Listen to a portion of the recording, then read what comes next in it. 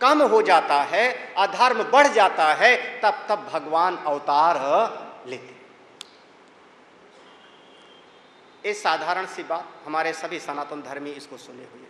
धर्म कम होता है, अधर्म बढ़ जाता है, तब भगवान प्रकट होते हैं। कोई राक्षस पैदा होता है, भगवान उसको आकर के मारते हैं, धर्म की स्थापना करते हैं। लेकिन भगवान के जो 23 अवतार हो चुके हैं अभी तक, 23 अवतारों पर जब पूर्णता के साथ में चिंतन करते हैं तो सभी अवतारों के समय पर यह घटना सही नहीं उतरती कि धर्म कम हो गया, अधर्म बढ़ गया।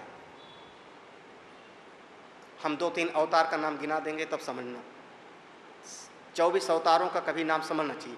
पहला अवतार हुआ है सृष्टि में भगवान का, पहला अवतार जिनका नाम पड़ा सनत कुमार का अवतार।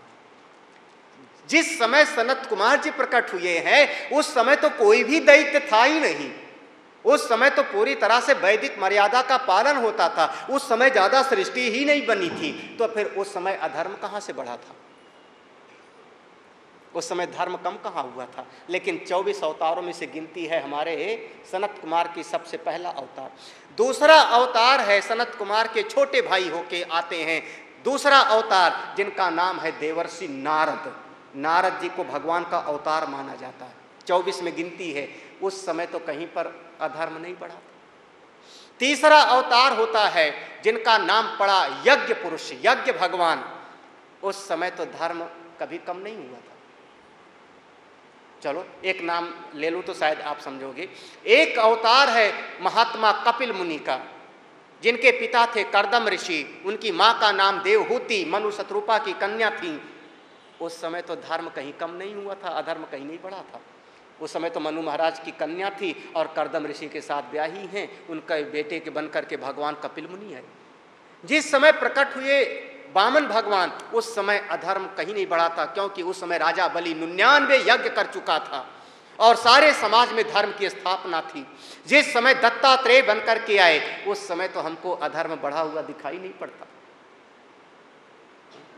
जब हाँ ठीक है, आप कह लो कि 12 बनकर के आए क्योंकि हिरणाक्ष को मारना था, नरसिंह बनकर के आए क्योंकि हिरण्याकश्यप को मारना था, रावण को मारने के लिए राम बनकर के आए, लेकिन और भी तो 24 अवतारों में से हैं। तब चिंतन करना पड़ता है। लेकिन गीता में अगर ये बात है यदा यदा ही धर्म से, वो गलत नहीं है। हमको समझना पड़ेगा धर्म की परिभाषा क्या, यहां से समझिए। धर्म हम किसको कहते हैं? सबसे पहली चीज, धर्म को 3 स्तंभ, धर्म के 3 स्तंभ हैं, 3 पिलर्स मुख्य हैं। अगर किसी समाज में 3 चीजों की रक्षा होती रहे तो समझना धर्म स्थित है, और 3 में से एक भी कमजोर हो जाए तो समझना भगवान उसको स्थापित करने के लिए आते हैं। समष्टि और व्यष्टि, समाज के स्तर पे और अपने हृदय के स्तर पर, ये 3 चीज में पहली चीज है समाज में यज्ञ की रक्षा होती रहे। समाज में यज्ञ की रक्षा होती रहे। अगर किसी समाज में यज्ञ की रक्षा होती है तो समझना धर्म का पहला स्तंभ मजबूत है। धर्म का पहला स्तंभ यज्ञ की रक्षा। यज्ञ जिसमें त्याग छुपा हुआ है, हम देवताओं के लिए आहुति देते हैं, ऐसे जीव के हृदय में त्याग की भावना हो। अशांति त्यागने के लिए जब तैयार नहीं होता तब होती है, जो त्यागने के लिए तैयार है उसके चित्त में तुरंत शांति। हृदय में त्याग की भावना और समाज में यज्ञ की रक्षा होती रहे। समन्ना धर्म का एक स्तंभ मजबूत है, पहला स्तंभ। दूसरा स्तंभ है धर्म का, समाज में गौ की रक्षा होती रहे। गौ हमारी श्रद्धा की प्रतीक है। हमारे हृदय में श्रद्धा तो हो। हम तो ऐसा विश्वास करते हैं कि गौ माता में 33 कोटि देवताओं का वास है। हो सकता है कुछ लोगों ने शायद सत्संग न सुना हो मेरा प्रवचन, उनके लिए जानकारी के लिए, जब वेद की बात आती है तो वेद में 33 करोड़ कहीं पर नहीं लिखा है। ये सबको जानना चाहिए। 33 करोड़ नहीं लिखा है। वेद में शतपथ ब्राह्मण में बृहदारण्यकोपनिषद में वहाँ पर 33 कोटि शब्द है। और संस्कृत भाषा में एक शब्द के कई अर्थ होते हैं। कनक कनकते 100 गुनी। हाँ, कनक का अर्थ अगर सोना है तो कनक का अर्थ धतूरा भी होता है। कनक का अर्थ गेहूं भी होता है, कोई पंजाबी परिवार बैठा हो तो। वेद में 33 कोटि शब्द है। कोटि का अर्थ करोड़ भी होता है, कोटि का अर्थ प्रकार भी होता है। तो शतपथ ब्राह्मण में जहाँ पर ये चर्चा आई है वहाँ पर है कि 33 कोटि देवता हैं, ना कि 33 करोड़। और कोटि का अर्थ है प्रकार, 33 प्रकार के देवता होते हैं, 33 करोड़ नहीं। गिना देता हूँ जल्दी जल्दी। 33 कोटि में 11 रुद्र, रुद्रों का नाम भी लिखा हुआ है, 11 रुद्र, 12 आदित्य, 8 वसु, 1 इंद्र और 1 प्रजापति। कितने हो गए? हमारी गणित कमजोर है, आप लोग बता देना। 11 रुद्र, 12 आदित्य, 8 वसु, 1 इंद्र और प्रजापति। 32 हुए, गिन लेना, इतना याद है हमको। 33 कोटि देवता का वहां पर जिक्र है, 33 करोड़ शब्द नहीं है। कोटि का अर्थ जब उसका अनुवाद किया लोगों ने तो करोड़ कर दिया, करोड़ नहीं बल्कि प्रकार है। गौ के भीतर, हमारी गौ में 33 कोटि देवताओं का वास है। हम श्रद्धा की स्वरूप में उनको सेवा करते हैं, उनकी पूजा करते हैं, वो हमारे लिए श्रद्धेय हैं, पूजनीय है। जिस समाज में गौ की रक्षा होती रहे, समझना उस समाज में धर्म की स्थापना है। चित्त में श्रद्धा हो और समाज में गौ की सेवा हो। तीसरी चीज, ये धर्म के 3 मुख्य पहलू हैं। यज्ञ की रक्षा हो, गौ की रक्षा हो, और तीसरी चीज है समाज में जो ज्ञानी महापुरुष लोग हैं, विप्र लोग हैं, ब्राह्मण लोग हैं, जो विद्वान हैं, जो संत हैं, उन संतों की रक्षा होती रहे, संतों की भी सुरक्षा होती रहे। क्योंकि जो ज्ञान प्राप्त कर रहे हैं, अगर उनकी सुरक्षा होगी तो उनसे ज्ञान हमको भी प्राप्त होगा। वो ज्ञानी लोग तो अपने भाव में इतने डूबे हुए हैं कि शायद होश भी नहीं कि सामने वाला कौन है। एक सत्य घटना आप लोग याद करो। हमारे अष्टाध्यायी के रचयिता, संस्कृत भाषा के व्याकरण के अष्टाध्यायी के रचयिता महर्षि पाणिनि महाराज किसी वृक्ष के नीचे बैठ करके कुछ चिंतन कर रहे हैं। सामने से एक बाघ आया। बाघ को हिंदी में हम बाघ बोल रहे हैं, संस्कृत भाषा में उसको नाम देंगे व्याघ्र। महर्षि पाणिनि इतने डूबे हैं शब्द की रचना में कि सोचने लगे व्याघ्र किम व्याघ्र, व्याघ्र किमस्ति, ये व्याघ्र क्या होता है।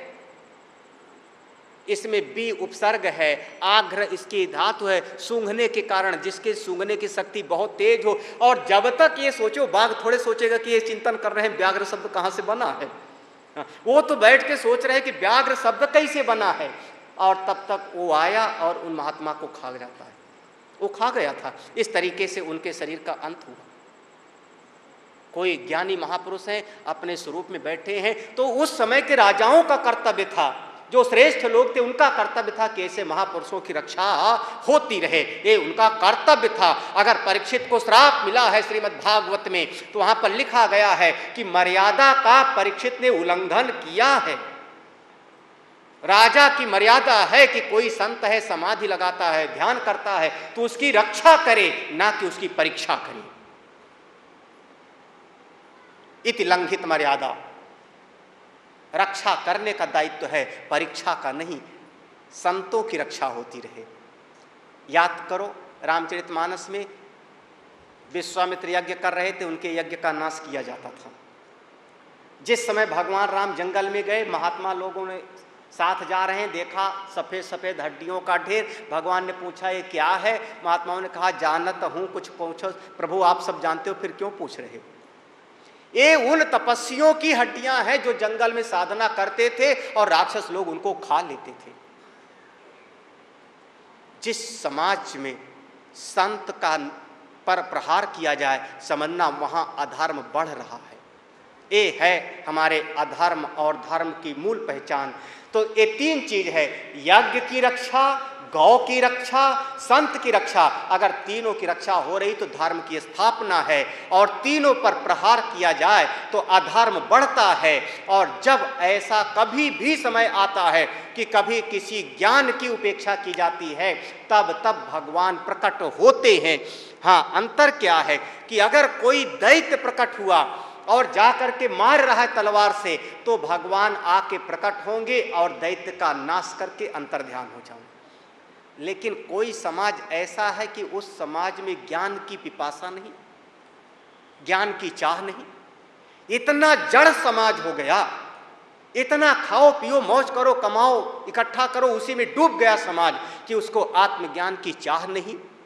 तब जब ज्ञान का ह्रास होने लगता है, तब भगवान अपने चित्त शक्ति को धारण करके प्रकट होते हैं। वो भगवान का चिद विलास होता है, वो चिदा अवतार होता है, चिदानंदमय देह तुम्हारी। उस समय भगवान केवल नाश करते हैं तो अविद्या रूपी शत्रु का नाश करते हैं, अहंकार रूपी शत्रु का नाश करते हैं। उस अवतार में बाहर का कोई राक्षस नहीं मारा जाता। जैसे आप कह लो दत्तात्रेय, जैसे वामन, जैसे कपिल मुनि, जैसे सनत कुमार, जैसे हमारे हंस भगवान। अवतारों में 24 अवतारों में एक अवतार हैं भगवान के, जिनका नाम है हंस भगवान। हंस का काम है जब दो चीज़ें मिली हुई होती हैं तो उसको अलग अलग कर लेता है। दूध दूध पी लेगा, पानी पानी छोड़ देगा। ऐसे ही इस जगत में दो चीज मिला हुआ है, धर्म और अधर्म मिला हुआ आता है, जड़ और चेतन मिला हुआ आता है, सुख और दुख मिला हुआ आता है, शरीर और आत्मा मिला हुआ आता है। इन दोनों को जो अलग अलग करे उसका नाम है हंस, और अलग अलग करके जो श्रेष्ठ है उसको ग्रहण करे। शरीर है, शरीर के साथ आत्मा है, शरीर जड़ है, आत्मा चेतन है, मैं वो आत्मा हूं। ये दोनों नीर शीर का विवेक करके अपनी आत्मा को ग्रहण करे। ऐसे भगवान है हंस भगवान। उन्होंने जो उपदेश दिया सनत कुमार को, ब्रह्मा जी को, उसका नाम है हंस गीता। लेकिन इस हंस गीता का जो विषय है उसमें हम प्रवेश करेंगे कल से। आज तो हम लोगों का सत्संग यहीं पर विश्राम लेता है। मूल सूत्र है वेद का, धर्मो रक्षति रक्षितः। अगर धर्म की रक्षा आप करोगे तो धर्म आपका भी कल्याण करने के लिए तैयार रहेगा। धर्म के दो विभाग हैं, शास्त्र के अनुसार कहा गया प्रमाता शोधन विभाग, प्रमेय शोधन विभाग। सरल भाषा में कह रहे हैं कर्म का विभाग और ज्ञान का विभाग। धर्म के दो मूल विभाग हैं, कर्म कांड और ज्ञान कांड। कर्म भी अच्छा होवे लेकिन ज्ञान के लिए भी भीतर चाह होवे। केवल कर्म करते रहोगे आप अंधकार में जाओगे। केवल ज्ञान की चर्चा करोगे शायद समाज का कल्याण नहीं होगा। दोनों का आपस में एक संतुलन होना चाहिए। अविद्या मृत्युम तीर्थवा विद्या मृतमश्नुते। हमको कर्म और ज्ञान दोनों की आवश्यकता है, दोनों हमारे जीवन में होवे। ये धर्म का मूल सूत्र है। और धर्म के मूल रूप से 3 स्तंभ हैं, यज्ञ की रक्षा, गौ की रक्षा और संत की रक्षा। ये तीनों की रक्षा होती रहे। आज का सत्संग यही विश्राम लेता है, आगे की चर्चा कर। बोले सच्चिदानंद भगवान की जय। ओम पूर्णमदः पूर्णमिदं पूर्णात् पूर्णमुदच्यते पूर्णस्य पूर्णमादाय पूर्णमेवावशिष्यते। ओम शांति शांति शांति। हरि ओम श्री गुरुभ्यो नमः। हरि ओम।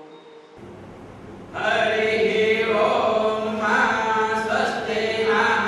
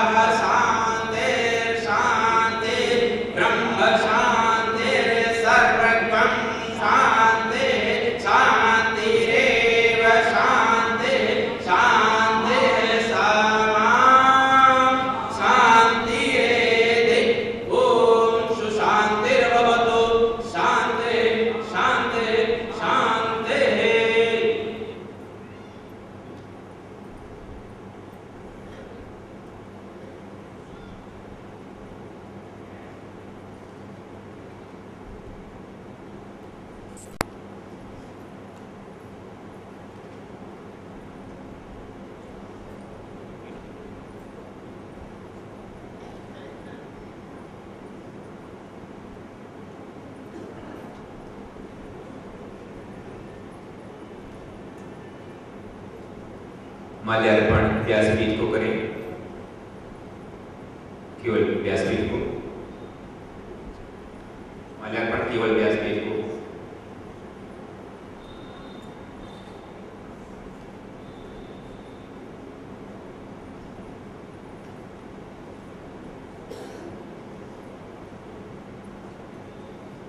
पूज्य गुरुदेव जी के पावन का कमलों से आशीर्वाद स्वरूप अंगपट का ग्रहण करते हुए श्री जय सिन्हा जी, श्री राजेश सिन्हा जी, उत्तर प्रदेश कांग्रेस कमेटी के वरिष्ठ उपाध्यक्ष।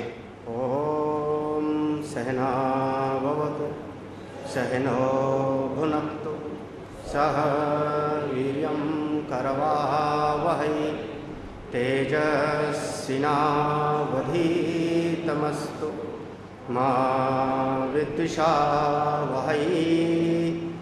ओम शांति शांति शांति। अखंडमंडलाकारं व्याप्तं येन चराचरं तत्पदं दर्शितं येन तस्मै श्री गुरवे नमः। अज्ञानतिमिरान्धस्य ज्ञानाञ्जनशलाकया चक्षुरुन्मीलितं येन तस्मै श्री गुरवे नमः। गुरोर्ब्रह्मा गुरोर्विष्णु गुरोर्देवो गुरोर्साक्षात् परं ब्रह्म तस्मै श्री गुरवे नमः। त्वमेव माता च पिता त्वमेव बन्धुश्च सखा त्वमेव विद्या द्रविणं त्वमेव सर्वं मम देव त्वमेव सर्वं मम देव। गजाननं भूतगणादिसेवितं कपित्थजम्बोफलचारुभक्षणम् उमासुतं शोकविनाशकारकं नमामि विघ्नेश्वरपादपङ्कजं। सच्चिदानन्दरूपाय विश्वोत्पत्त्यादिहेतवे तापत्रयविनाशाय श्रीकृष्णाय वयं नमः। नारायणं नमस्कृत्य नरं चैव नरोत्तमं देवीं सरस्वतीं व्यासं ततो जयमुदीरये।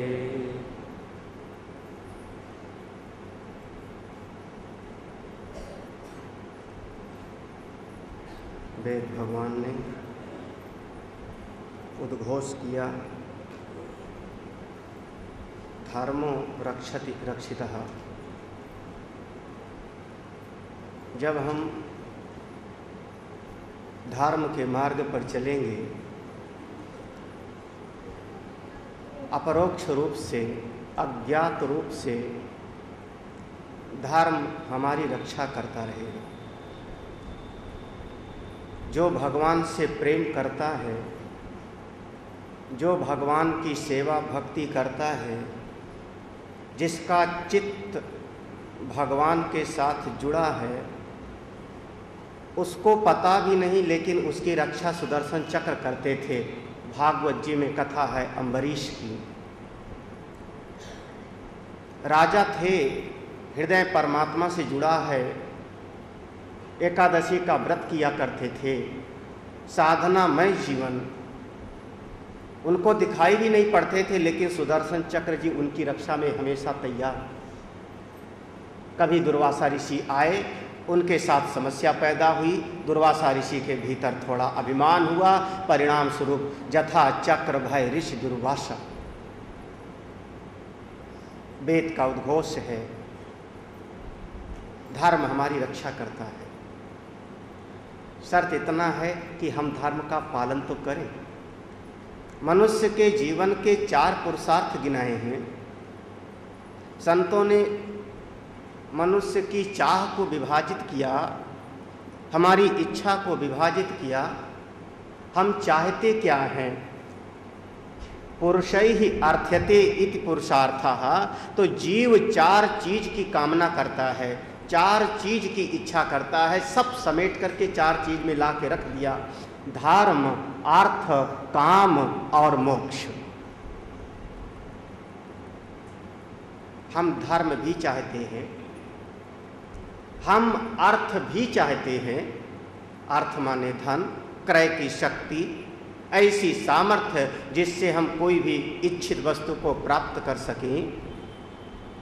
हम धर्म भी चाहते हैं, धन भी चाहते हैं, सुख भी चाहते हैं और मोक्ष भी चाहते हैं। जीव के भीतर मुख्य रूप से ये 4 इच्छाएं हैं। भागवत जी का जो सिद्धांत है यहाँ से शुरू करते हैं। धर्मस्य ही अपवर्गस्य।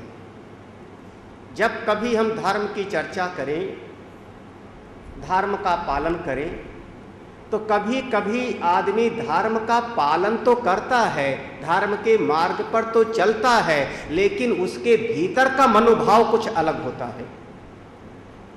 यादृशी भावना यस्य।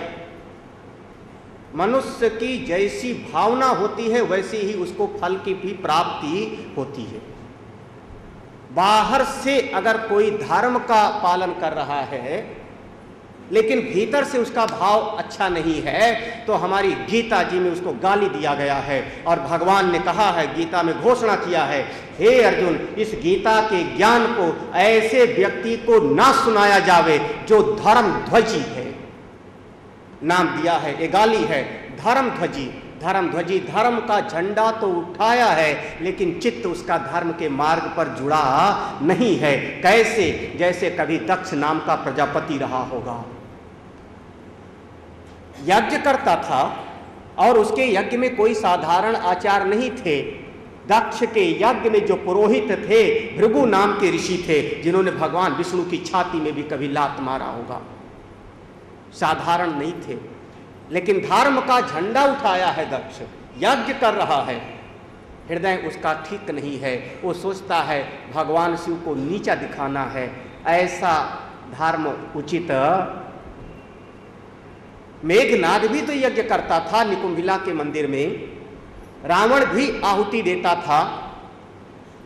धर्म ध्वजी ना बने बल्कि धर्माचरण हुए। दोनों में बहुत बड़ा फर्क है।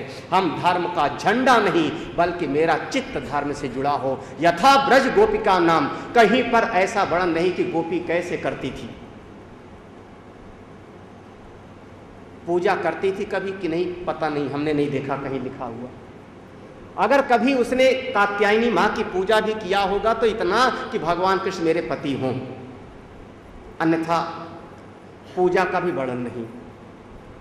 कहीं पर कोई क्या करती है? अपने कर्तव्य का पालन करती है, घर साफ करती है, बच्चों की सेवा करती है, सास ससुर की सेवा करती है, दूध दही लेकर के जाती है, बेच के आती है, लेकिन उसका चित्त परमात्मा से जुड़ा है। चित्त कितना परमात्मा से जुड़ा है गोपी का कि वो उसको बेचना चाहिए दही। वो कहती है, विक्रेतु कामाखिल गोप कन्या मुरारी पादार्पित चित्तवृत्ति। गई है दही बेचने के लिए, कहना चाहिए था कोई दही ले लो, 2 आने किलो, 2 आने सेर, लेकिन कहती है कोई गोविंद को ले लो, कोई दामोदर को ले लो, कोई माधव को ले लो। चित्त हमारा परमात्मा से जुड़े, हमारा मन ईश्वर से जुड़े। पहला पुरुषार्थ है धर्म। धर्म का आचरण हो, धर्म ध्वजी न बने। दोनों में बहुत बड़ा फर्क है। और हमारे शास्त्र को अगर कभी गहराई से पढ़ना, एक ऐसी स्त्री है जिसके पातिव्रत का भंग किया है स्वयं नारायण ने। शायद आप लोग समझ रहे होंगे, स्वयं नारायण ने, जिसको हम आज तक तुलसी के नाम से जानते हैं, उनके पिता का नाम धर्मध्वज था। कभी पूरा इतिहास पढ़िए, धर्मध्वज की कन्या है। जब धर्म ध्वज की कन्या है, उसके पिता के ही जीवन में धर्म का आचरण नहीं है, तो वो भी बाहर से देखने में तो धर्म का पालन कर रही है, लेकिन जो सामर्थ्य मिल रही धर्म का पालन करने से अपनी शक्ति को नियोजित कर रही है एक राक्षस को शक्तिमान बनाने में। परमात्मा को पसंद नहीं आया। हम धर्म ध्वजी नहीं, बल्कि धर्म हमारे चित्त में प्रवेश। कैसे? भागवत में लिखा है शुरुआत में ही, धर्मस्य ही अपवर्गस्य ना अर्थायोप। जब कोई प्राणी धर्म करता है तो उसके मन में होता है कि इतना हम लगा रहे हैं भगवान के रास्ते पर तो इतना मिलेगा। प्राय आदमी धर्म का प्रयोजन अर्थ मान लेता है, धर्म का प्रयोजन धन मान लेता है, क्योंकि 4 पुरुषार्थ हैं, धर्म, अर्थ, काम और मोक्ष। तो धर्म के बाद धन आता है, तो प्राय मनुष्य के मन में ये भाव आ जाता है कि मैं धर्म करता हूं तो धन मिले। भागवत जी ने कह दिया धन मिल जाए वो गौड़ है, धन आ जाए ईश्वर की एक अनुकंपा है, लेकिन धर्म करिए अपवर्ग के लिए, धर्मस्य ही अपवर्गस्य। धर्म करो तो परमात्मा से प्रेम के लिए, धर्म करिए तो भक्ति के लिए, धर्म करिए तो मुक्ति के लिए। धर्म का प्रयोजन धन नहीं बल्कि भगवत प्राप्ति है। थोड़ा प्रयोजन में परिवर्तन करो, किस लिए हम कर रहे हैं, और प्रयोजन भीतर बैठा होता है, भीतर चित्त में। धर्म का प्रयोजन धन की प्राप्ति नहीं, धर्म का प्रयोजन अपवर्ग की मोक्ष की प्राप्ति। फिर अगर मान लो ईश्वर की ऐसी कृपा कि मेरे पास अर्थ है, धन है, ये दूसरा पुरुषार्थ है धन, ऐसी ईश्वर की करुणा। मेरे माता पिता ने परिश्रम किया, मेरे दादा दादी ने परिश्रम किया, हमने परिश्रम किया, हमारे पास धन है, अर्थ है। अर्थ का प्रयोजन क्या? अगर हमारे पास धन है तो धन का प्रयोजन क्या? तो भागवत जी ने कहा मनुष्य के मन में क्या होता है कि अगर धन है तो ढेर सारी भोग की सामग्री ले आओ और खूब सुख भोगो।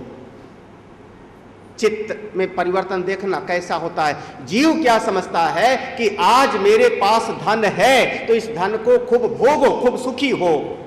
गलत है, उचित नहीं है, आप गलत रास्ता पकड़ रहे हैं। धर्म का प्रयोजन कामनाओं की पूर्ति नहीं है, अर्थ का प्रयोजन कामनाओं की पूर्ति नहीं है, बल्कि अर्थ है, धन है तो थोड़ा धर्म कमाओ, थोड़ा पलटो। उलट गई मोरी नैन उतरिया, हम जिस दिशा में अपनी गाड़ी को चला रहे हैं थोड़ा बैक हो। धर्म का प्रयोजन धन नहीं बल्कि मुक्ति की प्राप्ति, भगवत प्राप्ति है। और अर्थ का प्रयोजन सुख नहीं, भोग नहीं, अर्थ का प्रयोजन, धन का प्रयोजन धर्म कमाना। एक बात मैं कई बार कह चुका हूं और हमको लगता है कि वो इतना समकालीन है कि वो हमेशा सही उतर रहा है, फिर से मुझको कहना पड़ता है। प्राय बहुत सारे लोग आज के 40-50 साल पहले के भी समय को देखे हुए बैठे, जिनकी भी आयु 60-70 साल है, वो 40-50 साल पहले की। पहले किसी परिवार में किसी के यहाँ पर पैसा मिलता था, धन मिलता था, भगवान की कृपा से धन बढ़ता था, तो लोगों के चित्त में भावना क्या होती थी? अपने माता पिता को गया भेज दो, अगर किसी का कर्जा है तो उतार दो, गया करके आवे, जगन्नाथ जी करके आवे, और गया जगन्नाथ माता पिता करके आए तो अब इनको ब्रह्मभोज करा दो, भागवत सुनवा दो। पहले धन बढ़ता था, माता पिता को थोड़ा अच्छे काम मिला। पहले धन बढ़ता था तो लोग क्या सोचते थे? ऐसा करो कहीं तीर्थ स्थान में धर्मशाला बनवा दिया जाए, हरिद्वार है, नैमिषारण्य है, कहीं पर है, एक धर्मशाला बनवा दिया जाए, कहीं गौशाला बनवा दिया, कुछ नहीं तो कहीं पर कुआं बनवा दो। वृंदावन में एक ऐसी महिला जो जीवन भर आटा पीसती थी दूसरों के यहाँ पर, और 2 पैसा मिलता था आटा पीसने पर। आटा पीस करके अपना पेट पालना, इकट्ठा करना, और जब इकट्ठा हुआ तो उसने एक कुआं बनवाया। वृंदावन में आज भी पानी मिलना बड़ा मुश्किल है, खारा पानी मिलता है। उसने कुआं खुदवाया अपने पैसे से, जीवन भर की कमाई लगा करके, और आज तक उस कुएं को पिसनहारी का कुआं कहा जाता है। उसका नाम ही पड़ गया है पिसनहारी का कुआं।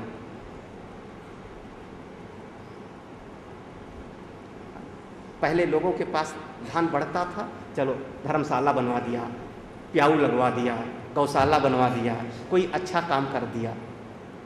अब भी पैसा बढ़ता है, ये मत समझना पहले बढ़ता तो अब नहीं। आप नजर उठा के देखो तो पहले से अब ज्यादा बढ़ता है लोगों के पास में। लेकिन अब जब पैसा बढ़ता है, धन बढ़ता है, तो आदमी कहता है ये वाला फ्रिज अच्छा नहीं, वो दूसरा वाला फ्रिज ले आया जाए। ये वाला टीवी अच्छा नहीं, अब वो प्लाज्मा एलसीडी टीवी ले आया जाए। ये वाला घर अच्छा नहीं, अब वो वाला घर खरीदा जाए। पहले भी पैसा बढ़ता था, अब भी धन बढ़ता है। पहले धन बढ़ता था तो लोग धर्म के कार्य में लगाते थे, अब धन बढ़ता है तो लोग कामनाओं की ही पूर्ति में लगाते हैं, लेकिन धर्म कमाने के लिए तैयार नहीं। आप ये अनुभव करके देखो, किसी भी तीर्थ स्थान में जाके देखो, नई धर्मशाला नहीं बन रही है। क्योंकि हरिद्वार में मेरा स्थान है, मैं जानता हूँ हरिद्वार, तीर्थ स्थानों से मेरा लगाव है।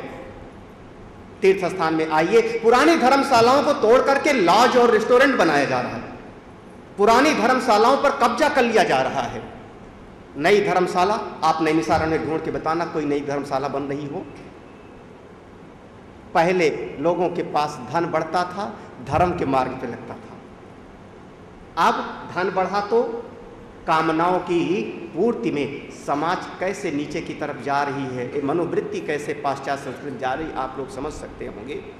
समझना इस बात को। भागवत जी का स्वभाव क्या, भागवत जी का सिद्धांत क्या, जोर दे के कह दिया कि धर्म का प्रयोजन मोक्ष की प्राप्ति और धन का प्रयोजन धर्म की प्राप्ति। धन है तो धर्म करो, अच्छे काम करो, श्रेष्ठ कार्य करो। तीसरा पुरुषार्थ है जिसका नाम है काम। धर्म, अर्थ, काम।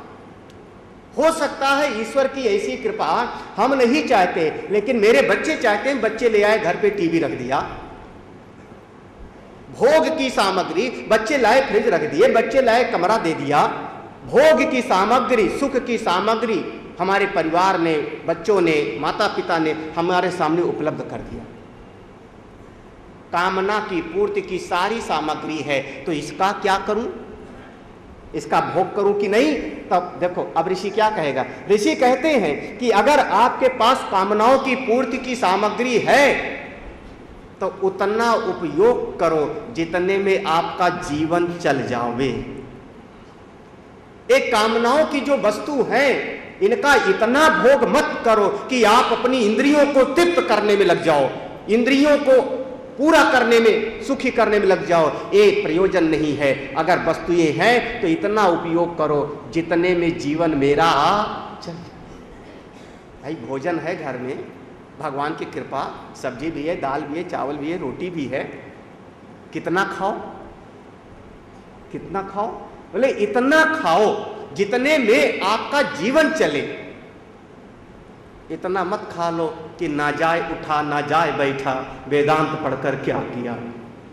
इतना मत खा लेना। यहाँ पर कभी शादी भी होती होगी शायद, यहाँ पर शादी वगैरह कभी होती होगी शायद। हाँ, शादी होती होगी, मेज भी लगती होगी। हाँ, उसमें प्रदर्शन, पहले के जीवन में, पहले जब शादियाँ होती थी तो जो बन जाता था वही खाना पड़ता था, चाहे जितने बाराती हों, जो बन गए, चावल दाल सब्जी रोटी जो बना। परिवार तक में, परिवार में जो बन जाता था, हम लोगों बचपन में दाल चावल बना वही खाओ, जो सब्जी बन गई वही खाओ। अब क्या हो गया, 4 बच्चे हैं तो चारों से पूछा जाएगा कौन सी सब्जी खाएगा। एक बोलेगा भिंडी, दूसरा कहेगा करेला। हाँ? काहे के लिए 25 मेज लगवा रहे हो, ये प्रदर्शन क्यों, जितना इसमें खर्चा। और जब आदमी आता है तो महाराज जो सारी मेज पर, आप लोग आए होंगे तो अपनी बात को याद कर लेना। अरे समय समय की बात है। हाँ? इसी हाल में कोई शादी में भी आए होंगे। हाँ? आज आए हो और शादी में आए होंगे, दोनों में फर्क देखना कितना अंतर हो जाएगा। आज आए हो तो कपड़े पर ज्यादा ध्यान नहीं गया होगा, जो मिल गया सो पहन करके चले आए। किसी के रिसेप्शन में आते तो जैसे आ जाए वैसे आ जाते। हमको हरिद्वार से शामली जाना पड़ा। शामली में एक लड़के की सगाई थी, बहुत हरिद्वार का भगत परिवार नज़दीकी, उनका बहुत जोर था तो मुझको जाना पड़ा। जो हमारा ड्राइवर, हम तो जैसे फट टीचर हैं ऐसे चले गए, उनको क्या ज्ञान की पूजा होती है, वस्त्र की नहीं। लेकिन जो मेरा ड्राइवर था विनोद, कई लोग जानते होंगे, वो गाड़ी लेकर के गया वहाँ पर, हमको उतारा, सब लोग आए, ले गए, हमको बिठाए। वो गाड़ी जब पार्क करके आया तो बाकायदा कोट वोट पहन के आया। हमने चुपके से पूछा ये कोट कहाँ से आ गया? उसने कहा स्वामी जी आप सबको दिखाई नहीं, सीट के नीचे छुपा के रखा था। आप कल्पना करो इसी हाल में जब शादी में आए होंगे तो क्या ऐसे आए होंगे ना? उस समय थोड़ा अपने को सजाया होगा, शरीर को सजाया होगा। इस समय आए शरीर को नहीं सजाया होगा, उस समय शरीर को सजाया। जब आए होंगे तो थोड़ा अभिमान पूर्वक आए होंगे। संभवतः आ जाए तो चप्पल बाहर उतारा नहीं, सत्संग हो रहा है, शास्त्र विराजमान है, व्यासपीठ है, शादी में आएंगे कोई जूता नहीं उतारेगा। इसी मंच पर जब दूल्हा दुल्हन बैठे तब जब आएंगे तब भीतर देखो क्या अकड़ होगी। हा?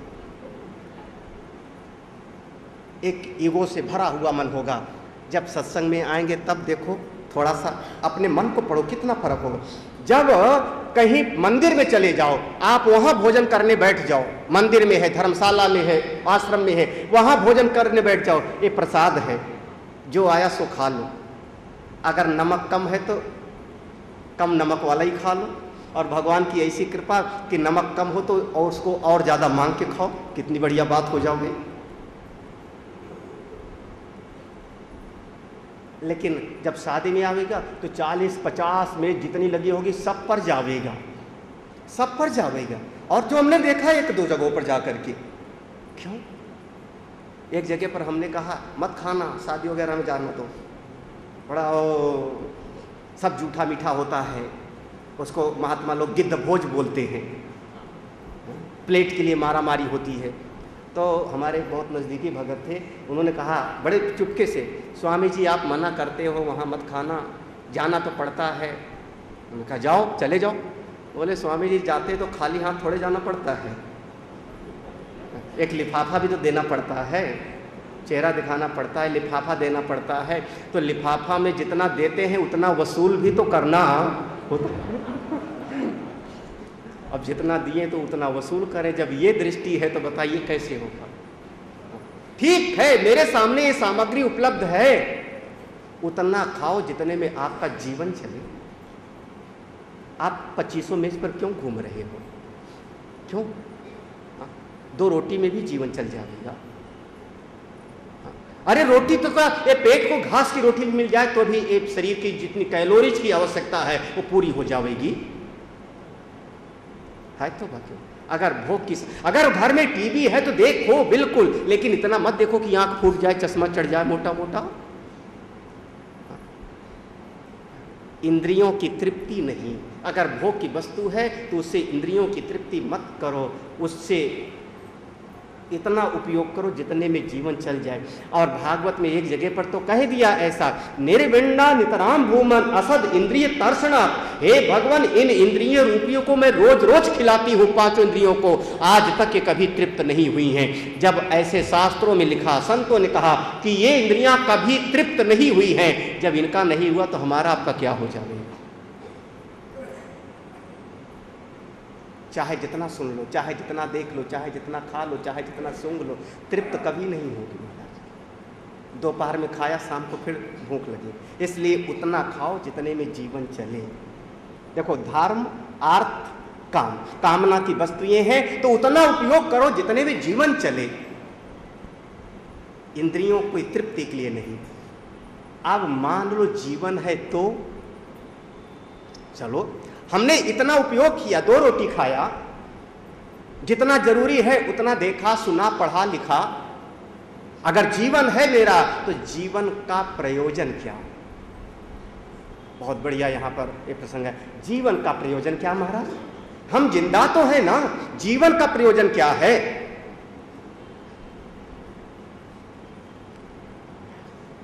यहां पर शायद थोड़ा सा हमारे शास्त्र में और थोड़ा सा दूसरी दृष्टि में मतभेद हो सकता है।